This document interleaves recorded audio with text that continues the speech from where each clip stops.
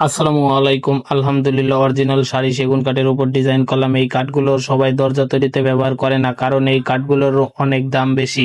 আপনারা যারা ফার্নিচার বানাইতে চান তাহলে আমার এই ভিডিওটা শেয়ার দিয়ে রাখতে পারেন। যেখান থেকে ফার্নিচার বানাবেন এই ভিডিওটা তাদেরকে দেখিয়ে বলবেন, ভাই এরকম শাড়ি কাঠ দিয়ে ফার্নিচার বানাই দিবেন। কোনো রকম কালার করার আগে আমাকে দরজাটা দেখাবেন, তারপর কালার করবেন। পল কাঠ দেওয়ার চেষ্টা করবেন না, তাইলে অনেক বছর ফার্নিচার গুলো ব্যবহার করতে পারবেন। আপনার কষ্টের টাকা নষ্ট হবে না, আপনার ফার্নিচার গুলা 100 বছরেও কিছু হবে না। আর আমার ফেসবুক পেজে নতুন হলে পেজটা ফলো করবেন, ইউটিউব চ্যানেলে নতুন হলে চ্যানেলটা সাবস্ক্রাইব করে পাশেই থাকবেন।